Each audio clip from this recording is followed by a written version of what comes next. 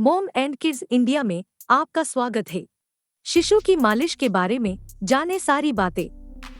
भारत में शिशु की मालिश की परंपरा का पालन विस्तृत तौर पर किया जाता है।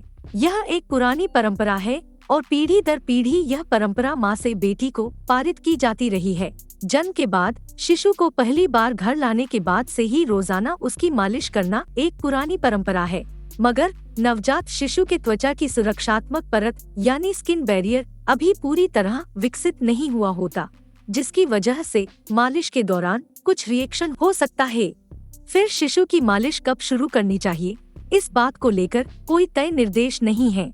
हालांकि कुछ विशेषज्ञ शिशु की तेल मालिश शुरू करने से पहले 10 दिन से 2 हफ्तों तक इंतजार करने की सलाह देते हैं। इस दौरान शिशु का नाभि ठूंठ भी सूख कर गिर जाएगा। यह आमतौर पर 5 से 15 दिन के बीच हो जाता है। मालिश के बाद नाभि ठूंठ पर तेल लगा रह जाने से उस क्षेत्र में इन्फेक्शन होने का खतरा बढ़ जाता है। यदि आप या आपके परिवार वाले जन्म के बाद से ही शिशु की तेल मालिश शुरू करना चाहते हैं, तो ऐसा तेल चुनें जो शिशुओं के लिए सुरक्षित हो। सारे ही तेल, यहाँ तक कि सभी प्राकृतिक तेल शिशु की नाजुक त्वचा के लिए सौम्य हो, ऐसा नहीं है। शिशु की मालिश के लिए कौन से तेल अच्छे हैं, ये हम आपको आगे बताएंगे। शिशु की मालिश कैसे करनी चाहिए, इसके बारे में हमने पहले ही एक वीडियो बनाया है, डिस्क्रिप्शन बॉक्स में आप देख सकते हैं। उसी के साथ बेस्ट तेल जो कि शिशु के मालिश के लिए अच्छा है, इसकी भी लिस्ट दी है। मालिश के फायदे। 1. मालिश आपके शिशु को शांत करने और उसे आरामदायक रखने में काफी मदद कर सकती है। मालिश के अन्य फायदों में वजन वृद्धि, पाचन में सुधार, रक्त संचार में सुधार और दांत निकलने के दर्द से राहत आदि शामिल हैं। 2. शिशु के शरीर में ऑक्सीटोसिन हार्मोन के उत्पादन को बढ़ावा मिलता है। मालिश कैसे करें? जब भी आप शिशु की मालिश चालू करें तो पैच टेस्ट जरूर करें। मालिश के 1 दिन पहले हाथ पर तेल लगा के देखें। अगर कोई रिएक्शन नहीं होता तो आप दूसरे दिन मालिश शुरू कर सकते हैं।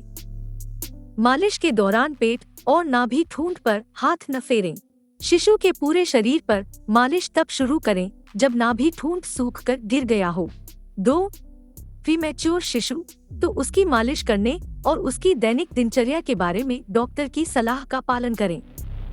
3. शिशु की मालिश की शुरुआत उसके पैरों से करें और फिर शरीर से करते हुए सिर की मालिश से समाप्त करें। 4. तेल की कुछ बूंदें अपने हाथ में लें। दोनों हथेलियों को आपस में रगड़कर तेल को थोड़ा गर्म करें। 5. बेहद सौम्यता से इसे शिशु की त्वचा पर लगाएं। शुरुआत टांगों से करें। 6. शिशु के पैरों की उंगलियां एक एक करके अपने अंगूठे और तर्जनी उंगली के बीच लेकर सौम्यता से बाहर की ओर खींचें। यही प्रक्रिया हाथों की उंगलियों पर भी दोहराइए। शिशु की उंगलियों के जोड़ों को चटकाने का प्रयास न करें, इससे उसे दर्द या चोट पहुंच सकती है। 7. शिशु की छाती और पेट पर घड़ी की सुई की दिशा में गोलाकार में मालिश कीजिए। शिशु के पेट पर हल्के दबाव के साथ की गई गोलाकार मालिश उसके पाचन तंत्र में सुधार ला सकती है। 8. घुटने के नीचे की तरफ से शिशु की टांगों को पकड़े और ऊपर की तरफ उन्हें मोड़ते हुए उसके घुटनों को हल्के से पेट पर दबाएं। इससे उसे पेट के अंदर की गैस को निकालने में मदद मिलेगी।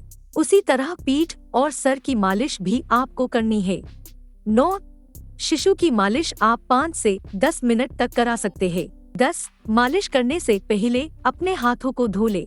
11. मालिश करने के बाद तेल को शरीर में सोखने दे। 12. बाद में गुनगुने पानी से उसे नहलाए। नहलाने के लिए एक सॉफ्ट साबुन या बेसन का इस्तेमाल करें। 13. शिशु के सिर पर पपड़ी क्रेडल के जमी हुई है तो तेल लगाते समय उसे हटाने का प्रयास न करें। शिशु के बढ़ने के साथ साथ यह भी अक्सर हट जाती है।